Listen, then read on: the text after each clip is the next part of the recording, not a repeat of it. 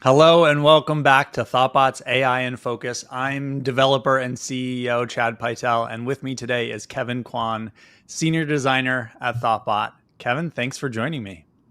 Yeah, it's a pleasure to be here. So today we're going to show off something that you've been sort of leading the way on, and that is we have been conducting product design sprints at Thoughtbot for over a decade now, and that is a rapid process, typically 1 week, of identifying what a first version of a product might be, what the critical path is, understanding the problem, identifying assumptions, and converging on what we think the first product would be, and then building a prototype, a clickable or tappable prototype, typically in 1 day, and then testing that with real users. And that's a lot. It's a lot. It's always been a lot to do in just 1 week. Sometimes we need to do them in 2 weeks. You have been helping that process, the people involved in that process, with LLMs or with AI, right? Yeah, so like you said, typically we're mainly in Figma creating static prototypes. So sometimes I like to just call them like an extra like slideshow, right? So you just have things where you're just clicking and it takes you from one screen to another. But recently, with the explosion of AI growth and just how much it empowers creatives to really work much faster, I've been experimenting with a much more defined prototype, something that feels like the real thing, powered by actual code. So it's actually funny because it's sort of come full circle, because when we first started doing product design sprints, we would often do HTML and CSS prototypes. And a few different things conspired to have us switching to Sketch and then Figma. And one was the level of polish that we could get and detail that we could get in 1 day was limited. And then also, so many of the applications we started to prototype were mobile apps, that doing that in HTML and CSS didn't always make sense for what we were able to do, especially in the constraints of just 1 day. And so more and more we started to realize, well, we can better achieve the level of quality and consistency that we would be able to get by doing more graphical mock-ups. And then Sketch has the ability to tap on different areas and go to different screens, and so that enabled that kind of prototyping. But this has allowed you to go back more to a real, clickable prototype that is doing a little bit more. So it's really cool. We're going to show it off today, and we're going to show it off using a actual client project that you just completed the sprint for, and that is Teledraft. And we're super excited and grateful to be a part of the overall launch or development of Teledraft and its success in the future. So we're going to start with an overview of what Teledraft is, and we thank them so much for allowing us to share. So many companies might not want us to share the work on the stream. So Hillary, if you're watching, Hillary is the founder of Teledraft. Heather is the. I'm going to take a quick diversion. The reason why I said that is because one of the people I went to school with was named Hillary Hayes. And that totally came out of my mouth. Heather Hayes is the founder of Teledraft. Heather, thank you so much for letting us share our work today. So, Kevin, you want to start by giving an overview of what Teledraft is? Yeah. So a few weeks ago, I started working with Heather, who's been actually right now her business involves running a 12-week program helping authors write nonfiction books. So she came to us with years of client work, a proven methodology, this one specifically being called the signature manuscript method. And she also provided detailed workflows and user personas. So basically a wealth of information that was really crucial for allowing us to kickstart this discovery sprint. But yeah, Teledraft solves a real problem. We would say 82% of people, according to research, say they want to write a book, but only 1% actually do it. The reason being writing is often very intimidating, and most writing software just gives you a blank page. So as a designer, I always face the exact same kind of problem where when faced with a blank canvas, it could either be an explosion of creativity depending on the day, but most often it's just super overwhelming and I don't know where to start. So ultimately people struggle with structure and not ideas. So when we started this 2-week discovery sprint, the challenge wasn't coming up with these ideas, but it was really processing everything.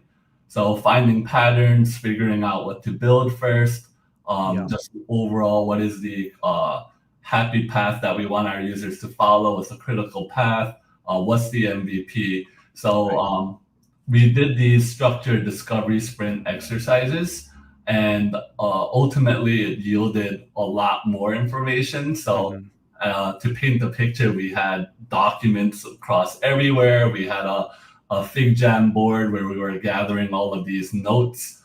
So the information was everywhere, but in that limited time constraint that we had to bring all of that and immediately get to work with building a prototype.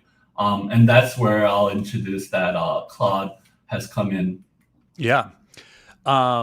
That's great. While you bring that up, I just want to highlight that you too can work with Thoughtbot to improve your app or bring your new idea to life. Just get in touch with us at thoughtbot.com. Cool.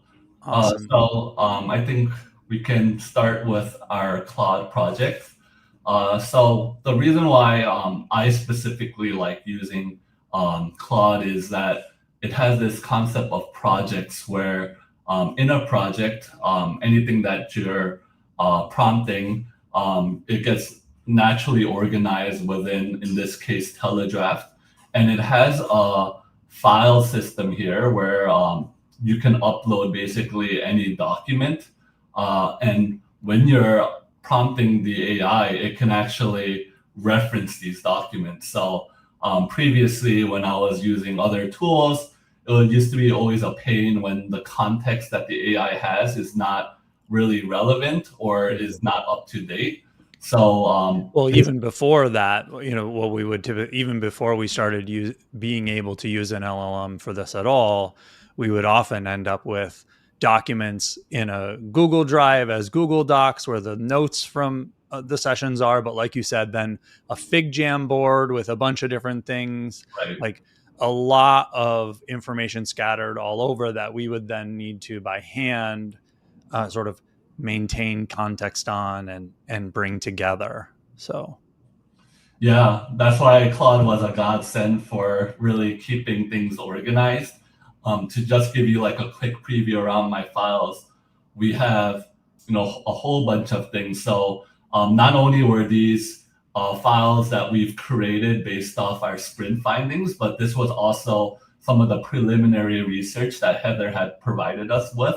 So even like before we officially kickstarted our sprint activities, because we had this wealth of preliminary research to fall back on, like mhm. Claude was immediately able to go to work. So I was able to analyze all the files that we've already had and see where are the gaps in knowledge that we need to fill so that I could specifically tool sprint exercises to making sure we fill those gaps. So what you see here is a combination of all of that output. And this was really crucial for the beginning of going into actually the prototype phase is that all the trick before was like, how do we take all this information, all this context, so that whatever AI agent that I'm using to actually start vibe coding this prototype, Mhm. how would it be able to draw that context that it needs? So basically, I had Claude over here and I prompted it to generate me a Claude MD file. And if you're not familiar with Claude code, this MD file is one that it references when it's writing out new features. So basically, I had it do like a brain dump into this Claude MD file to show you kind of what that looks like. So this is the Claude MD file that it's generated, and I call it the brain. So here I have like, what is the product that we're building? What is the mission? Who are our target users? What is the actual signature manuscript method, which is like the core idea that's powering a lot of these features and what we're going to have users do. What are the core product principles? And all the other details. So this gets really high level, but also very granular, making sure that we focus on every little thing that we've uncovered during the sprint. It's pretty big. Yeah. Well, and I guess that's another is like we would have traditionally either had to keep all of this in our head or like we said scattered around the various documents, and as then you're building out the tappable prototype, you might be referring back to it before using tools like this. Also, if people haven't used an LLM to generate LLM instructions, it's something that we've been finding it's pretty good at. And we did it on the stream a few weeks ago for a coding thing as well. We were trying to get it to automate something. We sort of had prompts that were working and getting the results. And then we said, okay, based on what we've done, can you generate new prompts that work more consistently and better? And it was able to do that. And so if you haven't done that before that and you're trying to use these tools, definitely give that a try. Yeah, for sure. And I think an exciting thing that we can start this prototype demonstration would be the actual landing page. Mm-hmm. So to show you how I've came up with the design, I'll show you an actual chat that I had with Claude. So initially, even with AI or without AI, what I like to do is go find online kind of pages that I like the overall design direction of. So a site that really helped out was a page called saslandingpage.com. And if you see in the inspiration here, they have a lot of beautiful websites, and there's really so many different design directions, and really depends on kind of what you're going for. But for the sake of this prototype, I actually really liked this Whisper Flows landing page design. So what I did here was I visited their actual website and took a bunch of screenshots on all the various different sections of the page. And then I went back to Claude, and I basically said like, hey, I'm going to be speaking with Claude Code about how to approach designing my landing page. But I found this site. Can you visit it and summarize the design direction and help me craft a prompt that will best allow it to replicate the design? So it did a pretty good job of looking through the site and seeing all the kind of key points. And I went a little further. So it generated a prompt first, but I realized I didn't provided some screenshots. So I've added more screenshots here so that it'll know kind of more context of exactly the kind of design direction that I'm trying to achieve. And then it updated my prompt. So I basically copied all of this and brought it over to Claude Code, where it outputted this design. So here it was actually pretty close. Usually there's very mixed results when you're kind of one-shotting prompts. Most of the time, it's not going to be your desired result with just a single prompt. But actually, in this case, it brought me very close to this final version that you see here. So just to preview, we have a lot of different sections. Everything seems to look very modern, very clean. And what was really interesting is like even the copy that it generated was all stuff that it was able to create because it had all that context that we've pre-populated in Claude MV. Did you tell it in the prompt to do a design systems that scale book? Oh, so this is interesting. In the Claude MV file I had, because we're building a prototype, typically in Figma Prototype 2, we kind of choose like a user's persona and the scenario that we want to take them through. And that way we can have like a very clear like storytelling structure of like, this is point A and they're trying to get to point B. And the in-between steps makes more sense if we have like a particular scenario in mind. The scenario that I had Claude generate was that I knew we were going to get on this podcast, on this live stream. So maybe to be more relevant to our audience, the persona here was a designer who wants to share their knowledge. They have this wealth of information and how they could go for that idea phase to actually writing a book. Yeah, cool. So let's pause here and dive into one aspect of what we just saw, which I think is important to sort of dig into, which is, you know, some people watching and some people out in the community might be a little opposed to using AI to generate work that would otherwise be done by a designer. And I totally hear that.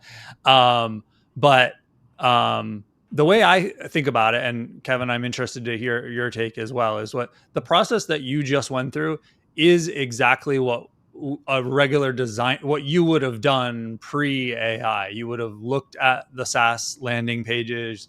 You would have quickly tried to get a sense of what might be an exciting direction to go into, and you would have used it as inspiration. And then secondary to that, this is only a tappable, clickable prototype coming out of a 1 or 2 week discovery sprint. It's not the ultimate design that Teledraft might have. That's a separate thing. This is essentially, you know, a temporary prototype. Yeah, I think you definitely nailed it. You know, given the extreme like time constraints that we're working with, so we mentioned like there's all the discovery sprint activities that we need to do of, you know, digging deep into user pain points, user research, really synthesizing all those insights into creating a critical path. There's a lot of systems that work here, which typically leaves only a couple days for a prototype. And if we wanted to build something where, in this case, our clients can actually share with their community for feedback, as well as attract prospective investors, this way is the only way that I say we can get to a result that everyone might be happy with. So, um, when we go for like inspirations and stuff, typically designers have mood boards that we rely on, and then we would take that and then start creating shapes and putting in text and all the different frames and a tool like Figma.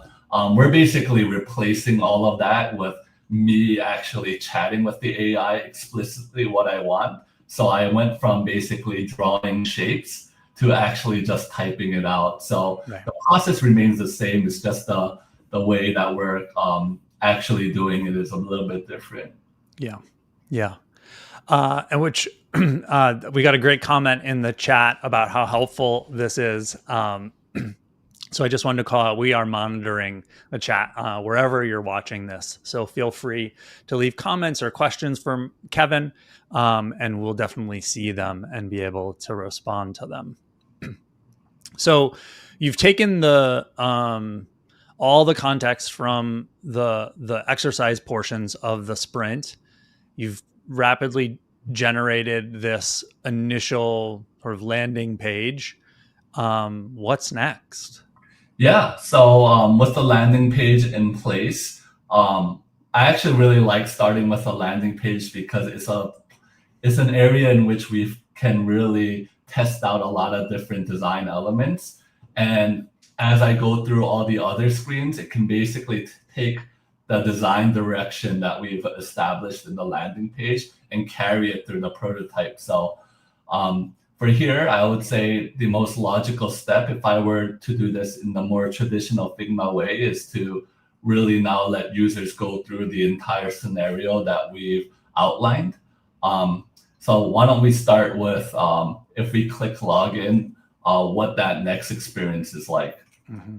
So right now, does that do anything? No, It doesn't do anything. all these links here are all just placeholders. So we're going back into our code editor here, and I have the terminal opened for Claude Code. I know Cursor is another really popular one. Actually, my code editor right now is Cursor, and it's funny, I'm only using Claude Code within Cursor, but I have mixed results in both. My tool of choice at the moment is Claude Code. So I think we can start with the next page following the prototype scenario. When a user clicks login, instead of a login screen, let's just skip to the onboarding flow, starting with asking the book goal. So for the purpose of this demonstration, we'll skip like the classic login screens and sign up screens and just go right to the onboarding flow. Right. And so the Claude MD file has more context. So you can just say book goal, and there's something up in there from the sprint about what that means, right? Yes. Yeah, So cool. it has almost every scenario that we've listed out in all of our sprint findings. So it has all the context of like, if I'm asking for a book goal, we have some predetermined goals that we want to show, and it'll be able to reference that file to do that. So while that works,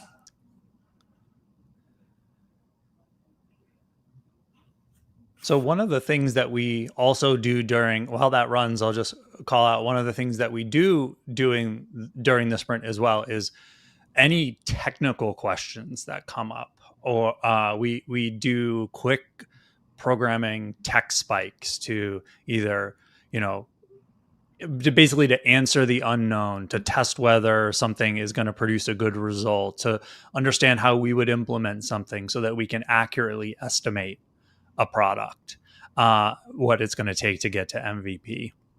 So on the next episode of AI in Focus, I'm going to be joined by the developer Lewis, who was on this sprint as well, and we're going to take a look at this sprint process from the development side of things. So that's going to be on October 16th. I hope you'll, if you're enjoying this, I hope you'll tune in to that as well. And of course, it's available for watching anytime after that date too. Yeah, it's actually interesting that Lewis will be hopping on board to give you the development POV of this project. But both of us worked on Teledraft together, and right now I'm just showing you the pure design-led prototype phase, where if you even see my file structure here, this is just an HTML file. So there's really nothing powering this. It's all going to be dummy data, and everything is not going to persist. It's just going to be just local storage.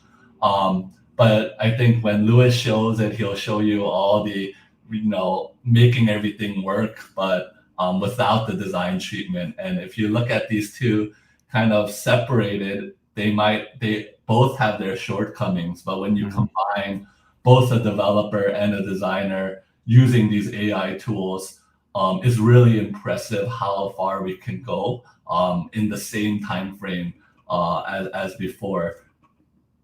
Yeah, that'll be great. It looks like it's made progress here.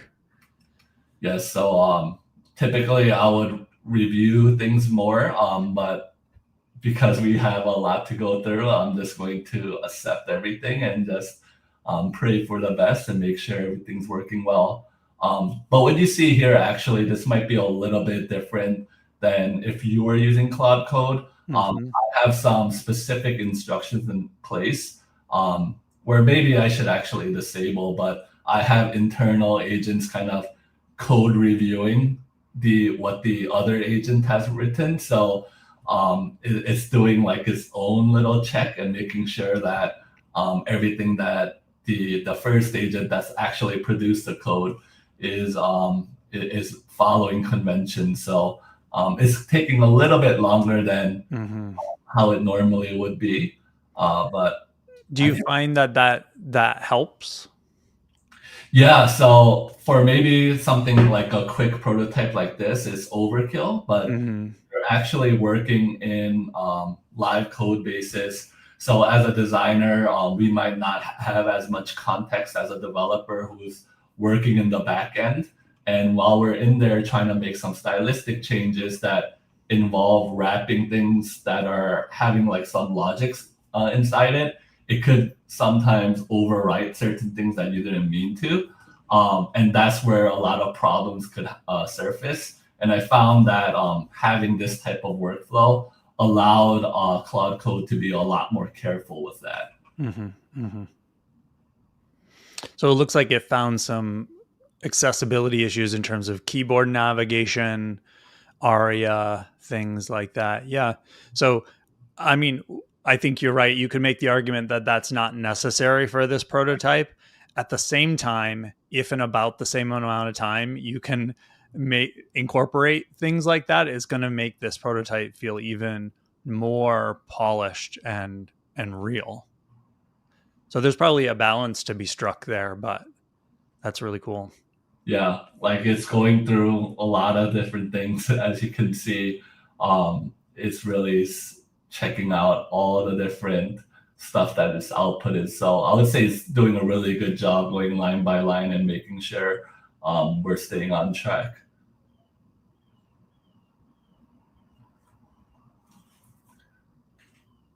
But pro tip, while we're still waiting on this, I found that now we're in this new shift where you type your prompt out and then you have this period of waiting time and like what do you do? So I know when I've watched other YouTube videos kind of guiding people through similar workflows, they mentioned that we all fall victim of getting distracted during this time, and then we start Mm-hmm. to lose that productivity or that focus state. So personally, for me, I start to go to, and we're not sponsored by Mobbin, by the way, but Mobbin's a tool that I time and time again go. So I already know, like, okay, I'm working on this flow, and it's probably going to output something where maybe I might not like what kind of design direction can I give it? So Mobbin's really cool because it contains real product screenshots across all different features that they have, and you can really browse through all of them. And if you like one, it's really easy to just click copy and paste that into my terminal, and then I can start to tell Claude Code exactly what I like about it and how I want it implemented in my app. So I know we're working on like onboarding screens here. So like while I wait for something like that, Mm-hmm. I look into different onboarding approaches, kind of see how other top products are doing their onboarding. And then if I see something that I like, um, I can go click copy, and then I would actually analyze the screenshot myself of like, what here do I really want to kind of extract and make sure Cloud Code is implementing something similar. Uh, Mm-hmm. in this case, I'll see that it's like a very neat list where I can easily select something that I like. There's a disabled continue button as well as a skip. So I might explicitly mention some of those kind of things so that Cloud Code makes sure that it's implementing that.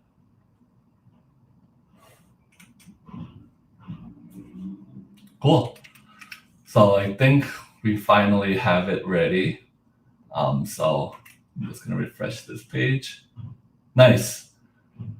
So previously we didn't have anything happen when you click login, and Mm-hmm. this is what was created in real time during this call. So I could see that it has some sort of progress indicators on the top right, a badge, and really cool actual subtle hover animations. And it's was smart enough to know that book intention was the next thing that I wanted to actually ask in this onboarding flow. And all that was really helpful because it's all in that Claude MD file. Mm-hmm. But seeing these here, because I know on top of my head what some of the goals were, I would say that it's done a good job and made sure that we've implemented these things. But this is interesting. We could see that some of these icons here are like a little bit broken. So this is what I meant by like sometimes it could get you really close with just Mm-hmm. a single prompt, but usually you'll need to kind of review the output and make sure that small things like this is fixed. Do you want to fix that now to show how to do that? Yeah. First, I'll say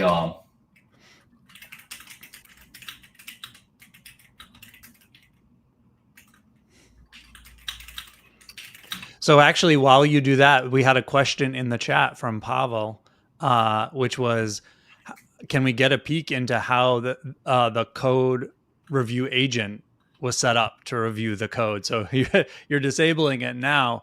Is that a matter of yeah. asking Claude to enable a code review agent?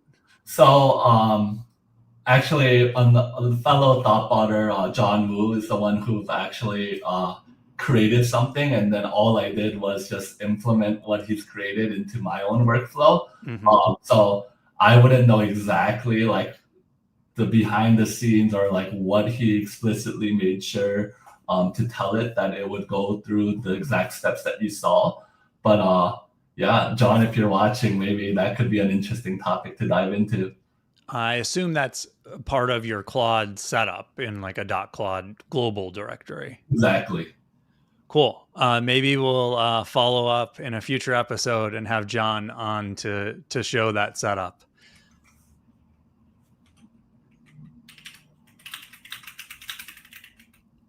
But in terms of disabling it, you're just able to ask Claude to disable it. That's Yeah. cool. So I think it'll work. Uh, Hmm. Normally, I don't disable that as much. So let's see what happens here.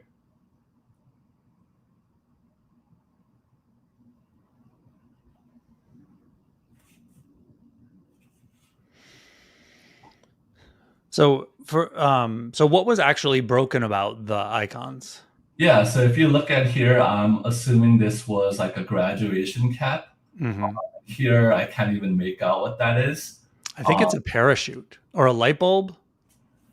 yeah, it might be something like that, but I Mm, see some things are overlapping. So um, this is also interesting is that for like little things, sometimes it's better to kind of go into the code and yeah. take a look at. But because we're on AI in focus, I want to really show like if we were 100% using AI, what we might be able to expect. Right. And I guess that is an important point, which is you are dropping down, sometimes going in and saying, I'm just going to do this by hand and not. Oh, that's So interesting. So it's just replacing it with a Unicode, yeah, with an emoji. yeah, that's the biggest frustration that I have with all AI tools right now is how much it loves emojis. Yeah. I actually explicitly stated in Claude MD to never use emoji.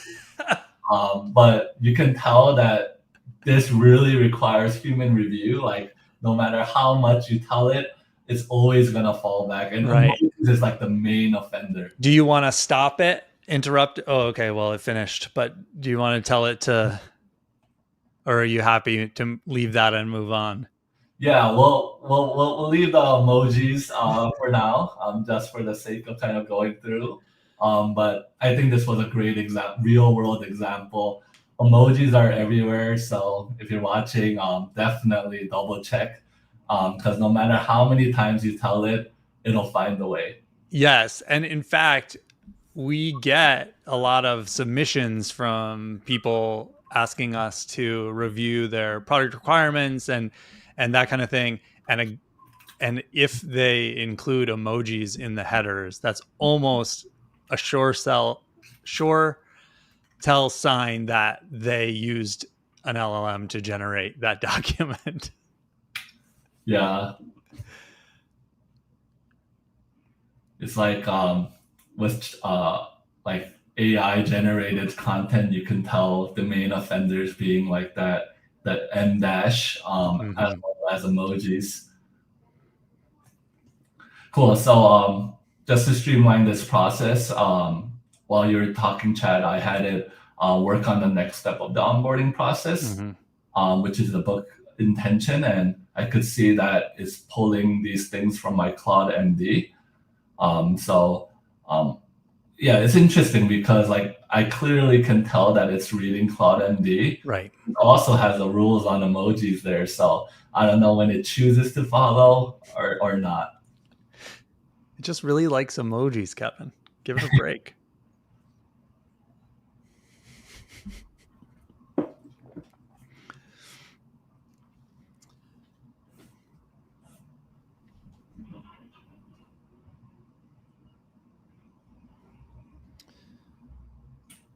So it also looks like it's no longer doing that review, which you had asked it not to do. Yeah, so I think this should be a lot faster. Yep, perfect. So it says that it's created it and with With all clear emoji icons. well at now least it's just now it's just doing it to get at you. yeah, well now it's being actually consistent because it probably looked at the previous page and followed Hmm. the design convention set there. But let's see how this goes. Nice. So it goes to the next step. We see the emojis, but we also see that it successfully pulled in all the um, intentions here. Hmm. So cool.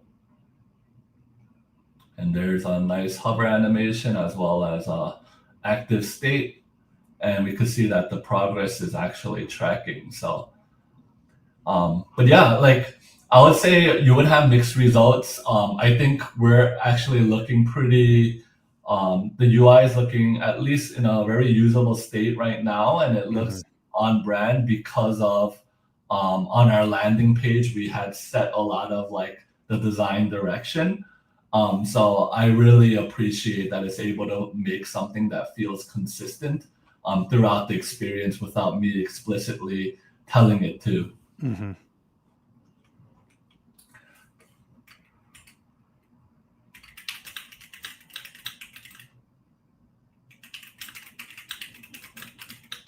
Now, if you were to just say to the final step of onboarding, it in theory has the context to know what that is, right? Yep. So I'll see what it produces, but it should know that after the book structure, that's going to be the final step, but it might not know what screen it wants to show after that. Mm-hmm. So I might even actually preview here where after a user selects their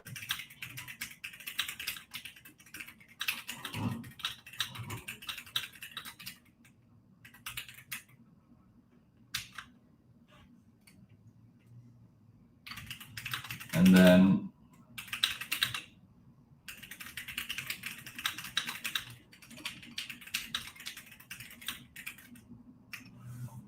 so making sure that it's just going to work on the book structure step, but being aware that on a submit they should be taken to the dashboard, and that will be like the next page that we focus on. Mm-hmm.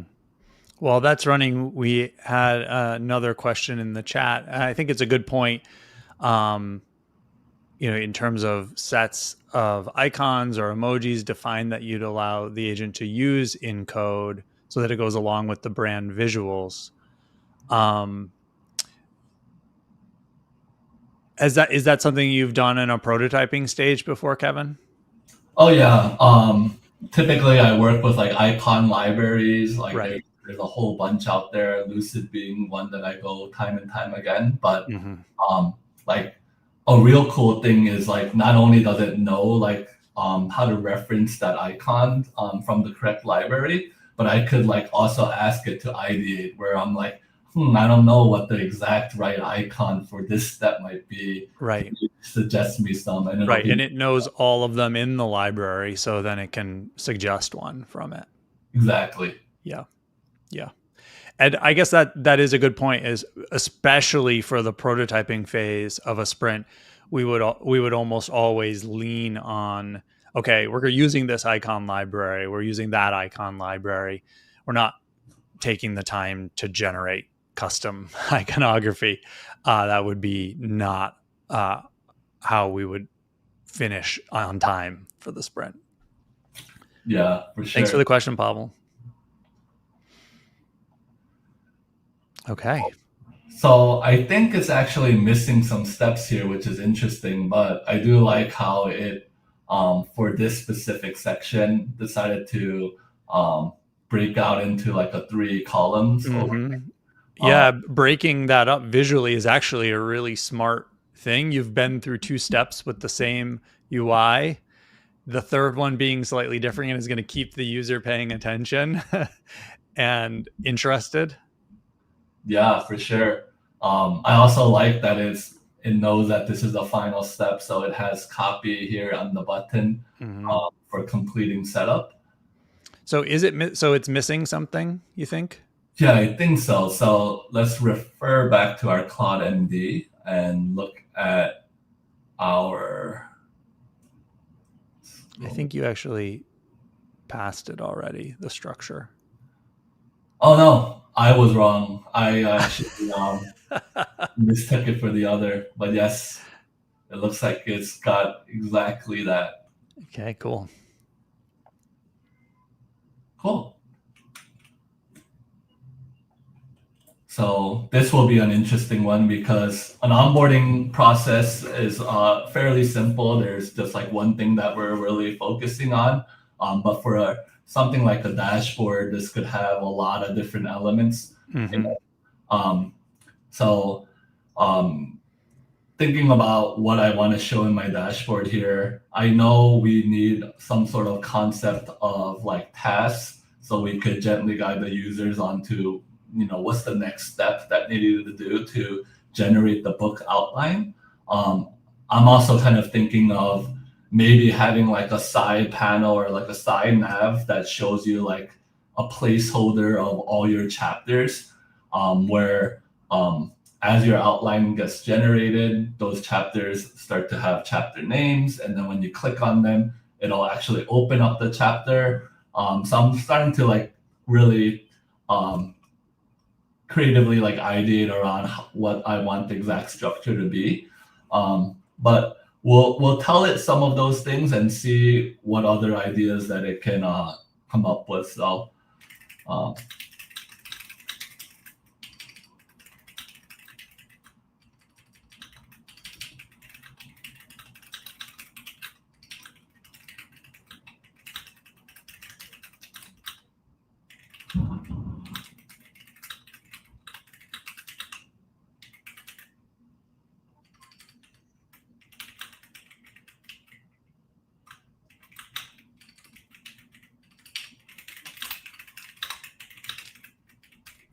Yeah, as you can keep on typing as you type. I think I'll just highlight again, reiterate again that we've generated a Claude MD file with all the output from the sprint. So that's why we expect that, given some basic guidance, it's going to be able to generate a full dashboard of the next step, and with those other ideas about what might be on the dashboard, given this output from the sprint includes a full critical path of the entire functionality of the application. So it really has that context of everything that the user is going to primarily do in the app that would serve as being on the dashboard. mm-hmm. And as part of the sprint, we were often sketching wireframes out of like how each person in the room for the sprint might, and room either virtually or in person, like different ideas people might have for a particular screen. We're sketching those really roughly, rapidly, or plotting it out together in a different thing. That has all been sort of done together as part of the sprint, and then taken into this process. Yeah, for sure. But just to give you a preview of what I asked it here is, I made sure that we went into planning mode because this dashboard page is going to have a lot going on, and I did write a pretty lengthy prompt here. So I just wanted to make sure that it understood kind of what I was telling it to do. And this is the planning mode works great because I could review basically everything before it actually starts writing code. So if you see here, it's going to give us the overview of the plan. So looking at it right now, it knows that I want a sidebar navigation with chapter outline and a main content area with task management and a content library. So looking at the structure here, everything seems to look good. And it knows that I want locked chapters until discovery sessions are complete. So it definitely understood a lot of my requirements from that prompt. Mm-hmm. We have a main content area, and it has some of the steps in here. A content library section.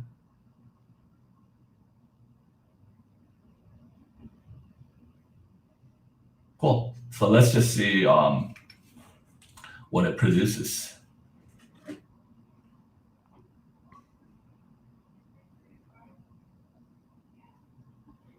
So when you said you put it in planning mode, how did you do that?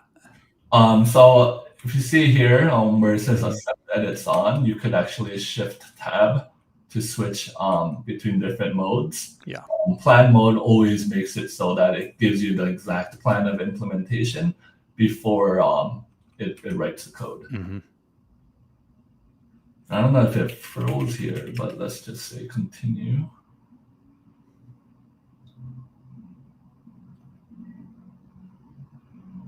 Cool.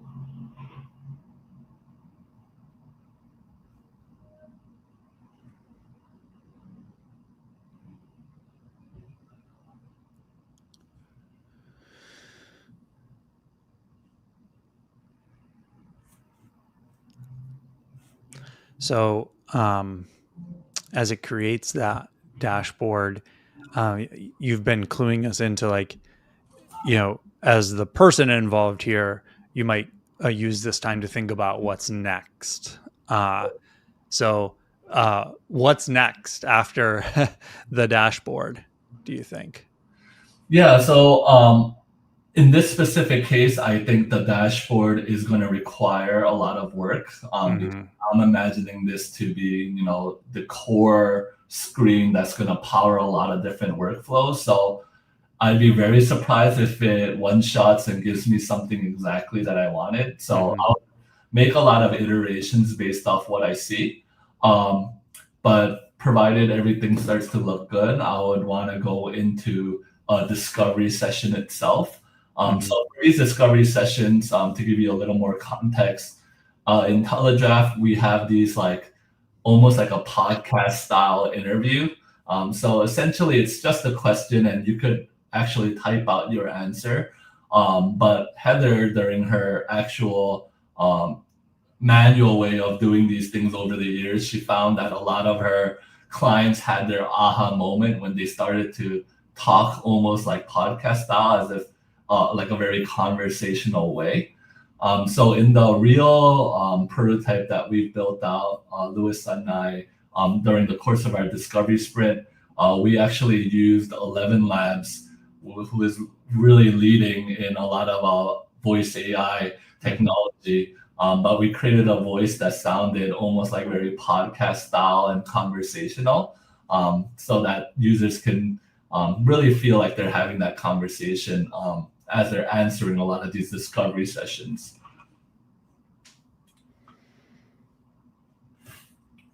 Shall we go over? Yeah. So there's definitely a lot going on in this page, so it might take a little bit longer than the other pages.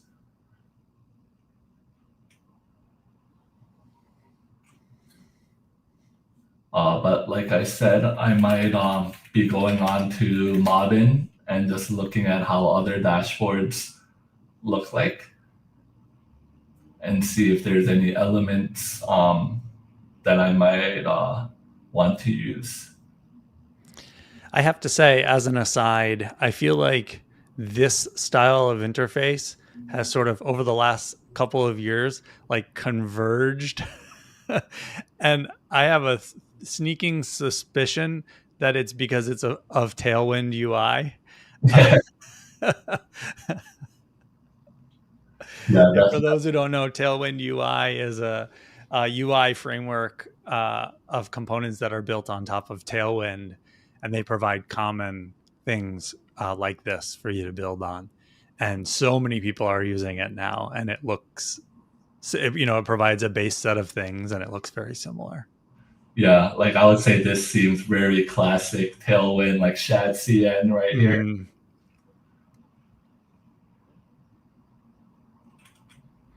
But honestly, from when we think about what the goals of a prototype at this stage are, especially a lot of the clients we work with are one of the things they hope to do is additional fundraising or fundraising for the first time. That's not typically the time where, unless you have a really strong idea that you have validated and it's like, this is my new idea, for things like when it comes to a dashboard, it's not the right time to necessarily show something that to investors that they're not expecting to see, unless it's part of your core sort of value proposition that you're bringing to the table. Yeah, for sure. I think in Teledraft's case too, is going to be a point where she's actually going to gather a lot of user feedback and try to get some validation to help strengthen her case.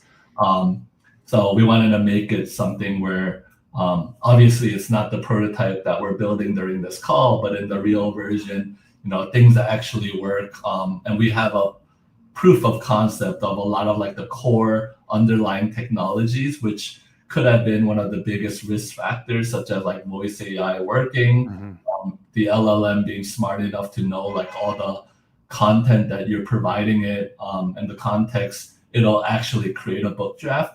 These were a lot of the things that we made sure that we validated. Cool. So it looks like the dashboard is ready. So I'm going to click complete. Nice. So obviously there's a lot going on here. Mm-hmm. Maybe a little bit too much. There's just like the text sizing all feels off. The sidebar, at least this part looks pretty usable. We have things that are overflowing. So um, it did a worse job than what I was expecting. Mm-hmm. Sometimes I get a lot better results than this, but this is okay. But this really shows like how now we need to like further iterate to make sure that this is to a state in which we feel is usable, at least for this prototype. Right. So in my experience, you have to be careful at this point, because if you end up asking it the wrong thing, it's going to mess everything up. Yeah, And just sort of like churn on something that isn't working. So maybe we could dive into how you sort of keep the reins on that, and how would you maybe pick out something that could be improved, and let's try to improve it. yeah. So why don't we start something very simple with the sidebar? And this is Mm-hmm. actually how I would really approach solving these things is now that I feel like I have my structure, I'm going to go into every specific section and start prompting to make sure that it's looking exactly the way I've intended. So already looking at the book outline here, I see like this. It might be hard to see. Let's see if I could zoom in. There's like this equals over here, and then we have stuff that's overflowing. I don't know what this equal sign is. Is it supposed to be the lock? Oh, that could be that. That actually might be the. This might be one of the icon issues Mm-hmm. that we've had before.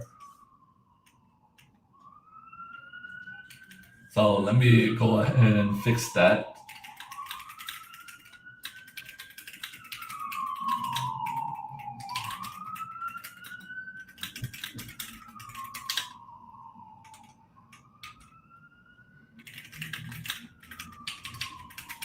Lock icon. We'll remove the lock icon for now, and the text, the chapter name. I'm just curious, have you tried experimenting with giving it screenshots of the problems as well, and does it matter? Yeah.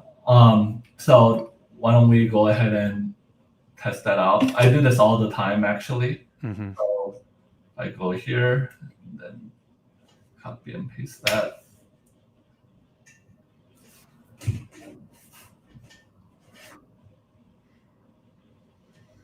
But yeah, like so typically the way I would work is I might not even give it a screenshot and just see like what it does. Mm-hmm. But then there are times where it's like, hey, I see the issue, I fixed it, and then you go back to it and it's exactly the same.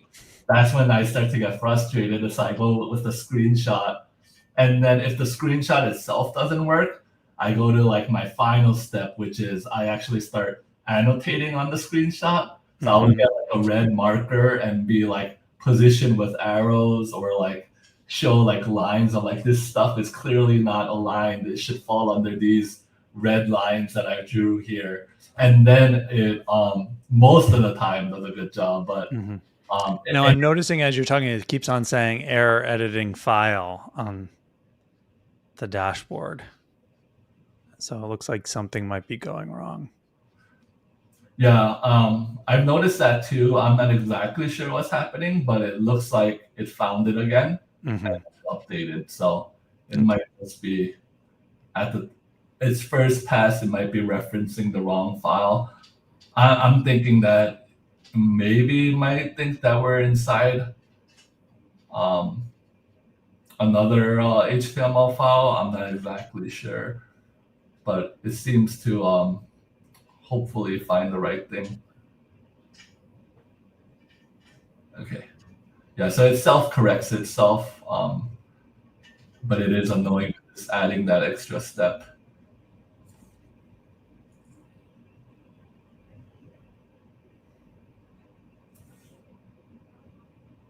Let me use sed to fix the file. Wow.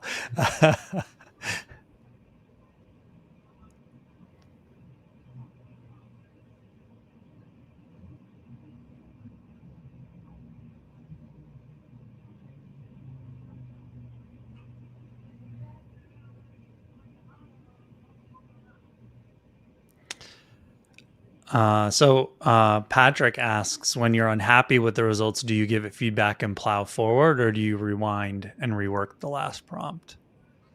I think it really depends on the situation. If I'm really dead set on like a particular direction and I feel like we're like so close, I might just really, um, plow forward in this case. But Hmm. there are times where I'm just like, hey, this isn't worth the trouble, or maybe we're going about this wrong. I basically just like um, rewind. Maybe I go to my last commit, and then just work fresh from there.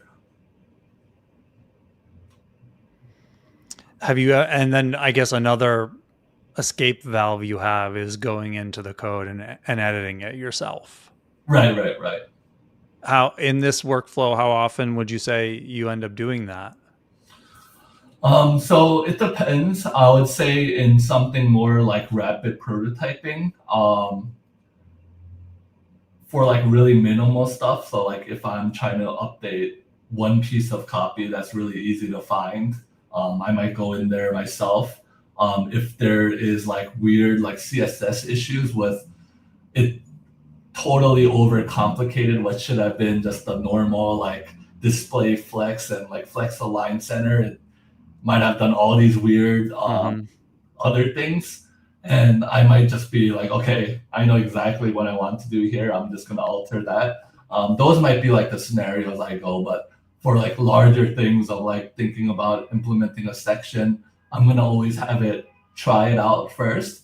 And then if there's handholding that needs to be done there, I make sure I'm going in and changing that up.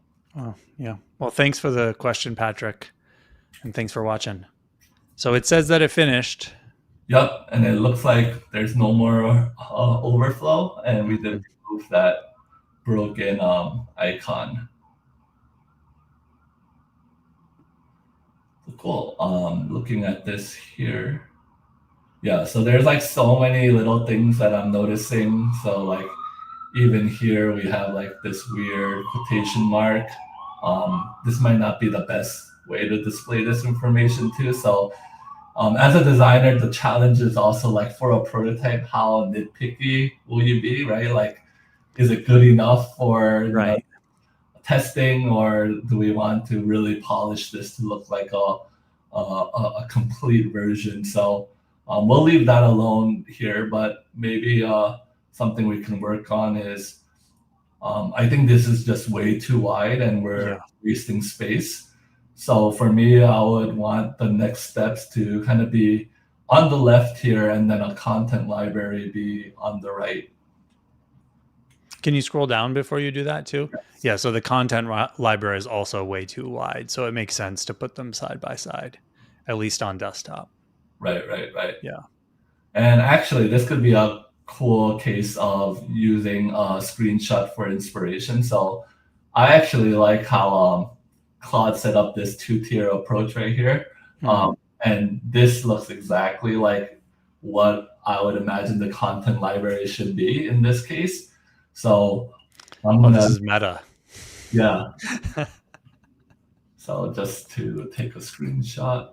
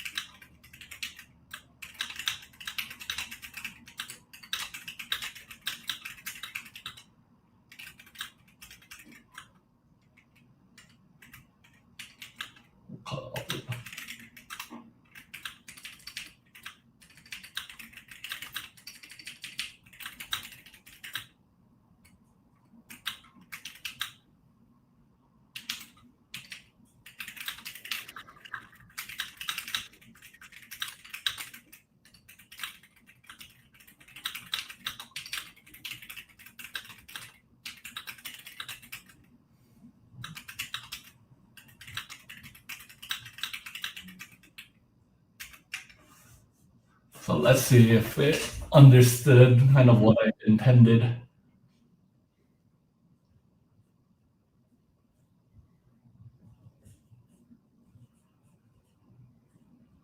Oh no, so this is Yeah.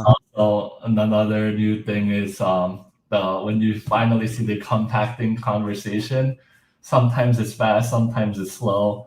Hmm. But of course, in this demo, we run into that, which will also serve as a roadblock.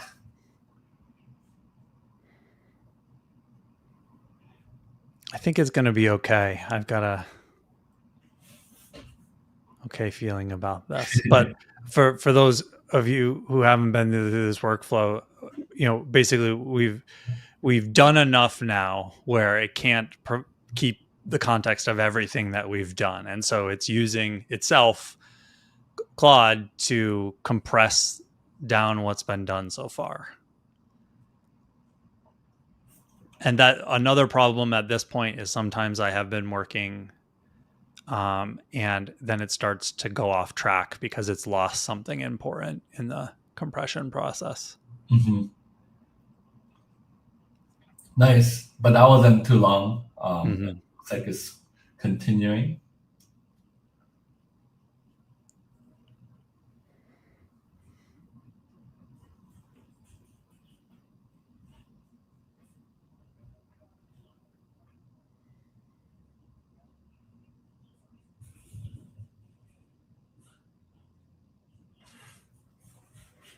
Okay, it looks like it's at least understanding what you were asking in the prompt. Yeah. So maybe there might be like column width sizes that we might want to readjust, but let's see what it comes up with.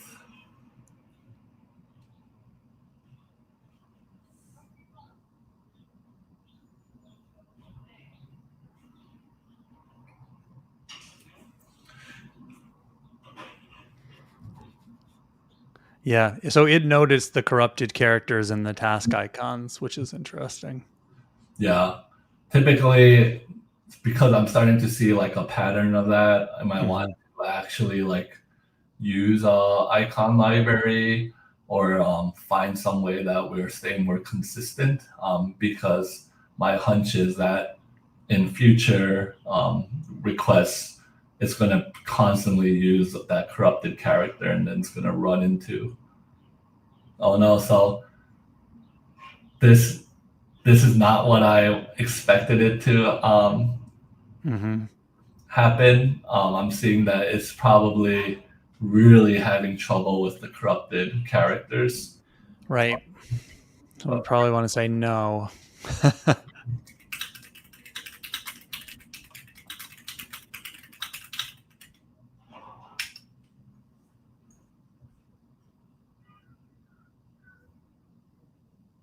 That might even be something too that you could go in to see what the actual problem is in the source code and mhm. either reprompt more specifically for to fix that problem, or just fix it by hand? Mhm. Oh, look at wow. So that was actually a good call. You see all the equal signs here. Looks like it got replaced. So let's first diagnose this because we're gonna.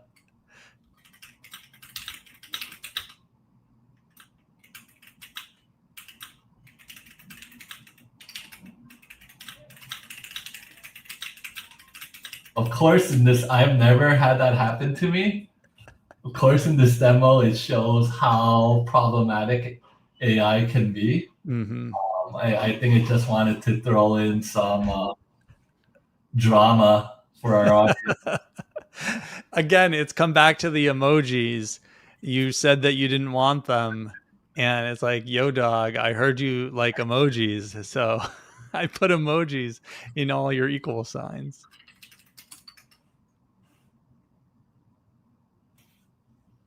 So I want to make sure that it's looking and it knows that. Um, okay. So I could have actually changed all of that simple, like replace all, but Mhm. sometimes letting Claude actually fix that issue starts to realize that if I'm ever writing something like this again, I know it's something I shouldn't do. Mhm. Um, so it's almost like we're like a parent teaching our child rather than just fix it for them. Make Mhm. sure that they come away with the key takeaways here. All right, looks like there's like some matrix stuff going on. I don't know if you could see this, I but can, yeah. Wow. I think the emojis that was our It's really upset at you for saying it you dislike emojis.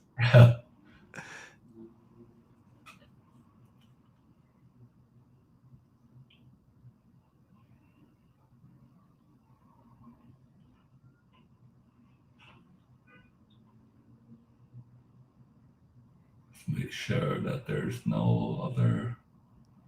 I'm like super zoomed into the screen right I now. know, yeah. Um, but yeah, it's like all inline styles and everything. Again, for the sake of this demo, I think it's fine.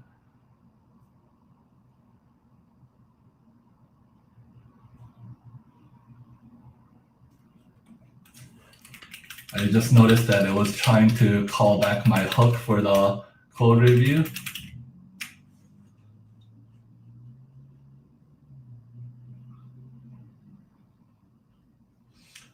What I found is like sometimes an instance of your Claude AI chat, like I would say like almost like it enters like this corrupted state. Mhm.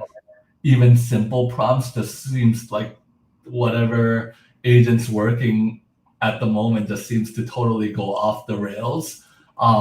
If I find that it becomes very problematic, I actually just start a new conversation, which Mhm. kind of sucks because you lose some of the valuable context that you had built during that conversation. But Yeah. um, sometimes there's just no way around it.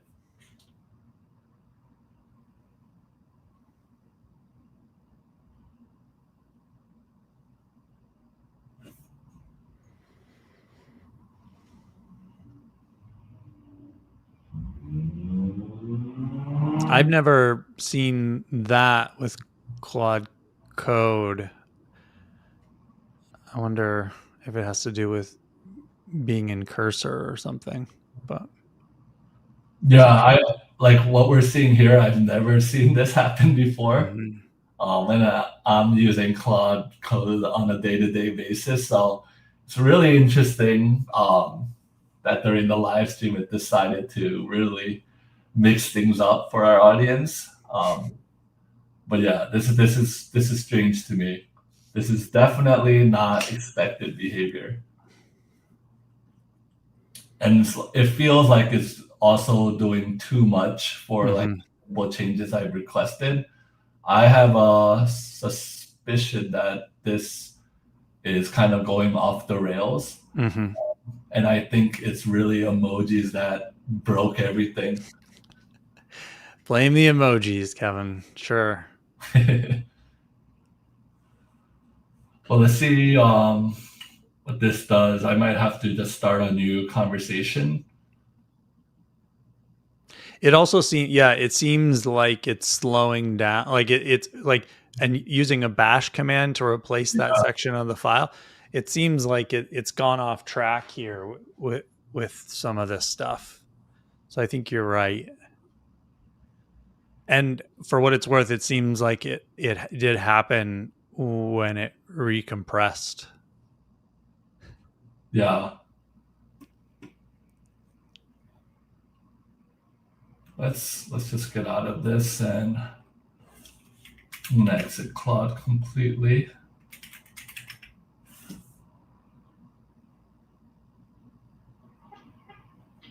Still there. This is so strange. Let's see. It's strange because it's my outside of Claude Code, everything seems to be fine. Like, I'm not noticing anything weird in my terminal. Mm-hmm.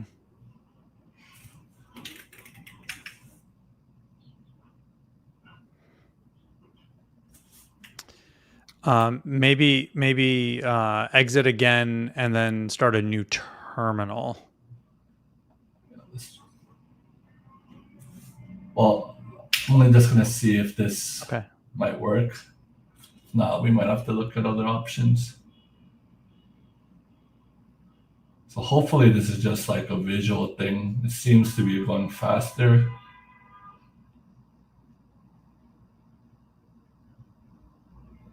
Patrick mentions that he's had trouble when the thread gets long and using screenshots.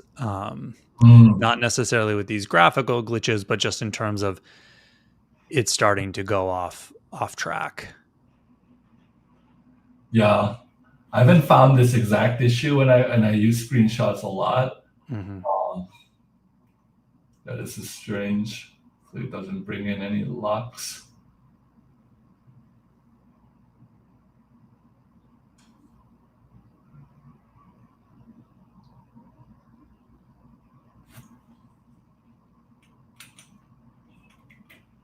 Yeah, well, that is loading. Kind of walking through everything that we've Mm-hmm. covered, at least with that. But like, aside from this technical issue here, I think it still did a really good job kind of putting us in a place where we could rapidly prototype. So like this landing page was actually the biggest success because I hardly had to Mm-hmm. prompt extra to get exactly what I wanted. Most of the things I think it did a really good job with. There were like minor like alignments that I had to fix, but for the most part, it created each section well. I just had to do like little tweaks, and even for like these other pages, aside from the emojis, for at least like a rapid prototype, I think these are totally fine in getting through the experience.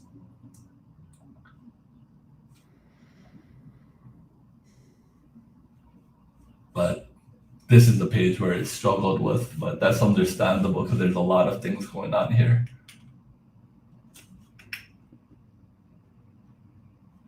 Okay, at least it's starting to actually implement it. So Mm-hmm. aside from this glitch in the matrix, I think we might be good.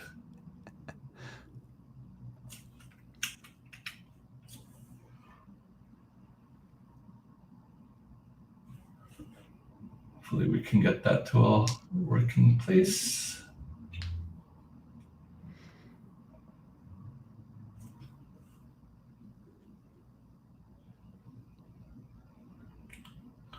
So while this is working, I guess to come back to a point we made earlier, and maybe even dig into it a little bit more. You know, designers at Thoughtbot are able to do implementation, visual design implementation. You even, Kevin, write some JavaScript, right? Mhm.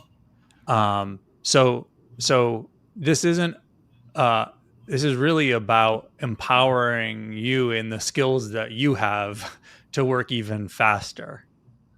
Yeah, and I would say like real world examples of this take it a step even like further. So um, typically I would be responsible for a lot of like if I'm working in the code, just like design implementation. So making sure things look aligned with the design. But um, when there's like design calls for like a particular experience where I might have to go a little bit deeper into code to make sure that that's replicated. Um, Things like that, I might have been a little bit wary on touching before, but Hmm. like now that we have tools like Claude Code, I'm able to at least take a stab at that and then put that as a code review for our other developers to make sure that anything that it created in my making sure that things look good. And I found that that process allowed for a lot higher velocity. So I can rapidly prototype these features of like this is exactly how I want it to feel. And this was all stuff that wasn't there before, but I can be like rest assured that as developers review it, they can see if I'm touching anything that shouldn't have been touched or letting me know otherwise. But it's been really helpful in that context for sure. Hmm.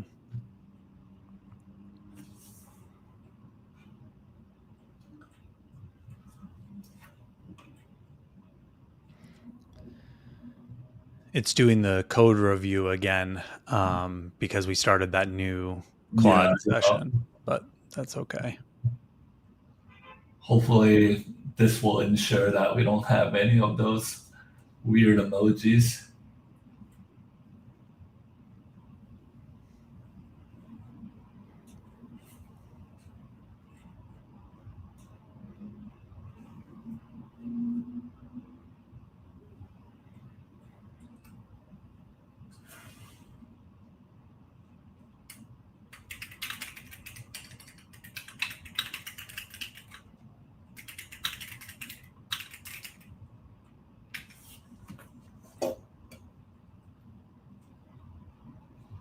Hopefully to speed things up.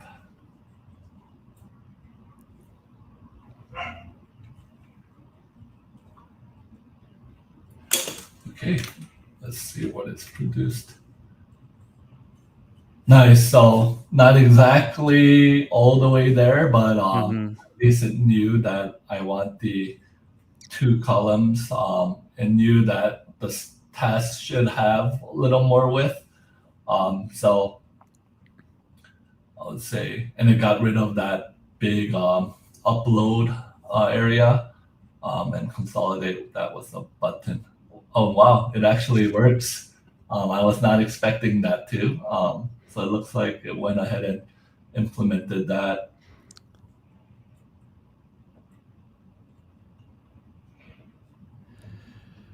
Well, I think that's a great stopping point.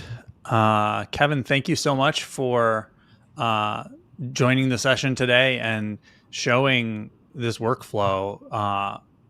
It is like we started the stream with, it's empowering us to be able to do even more for our clients in in the time that we have with them.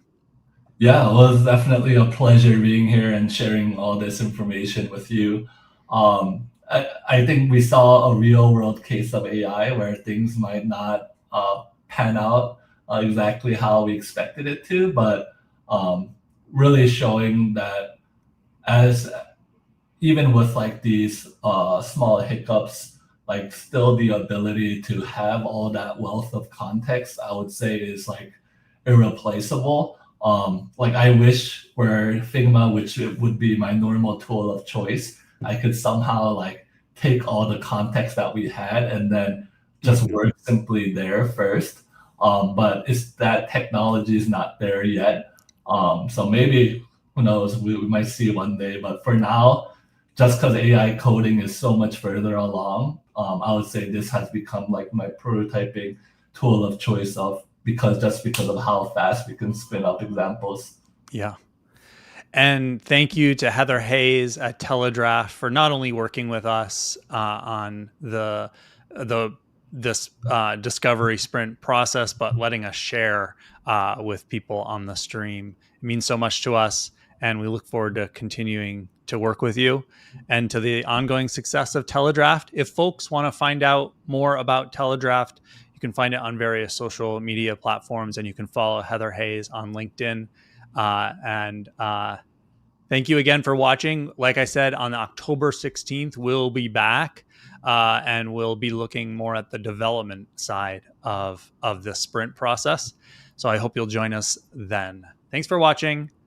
We'll see you next time. Thank you, everyone.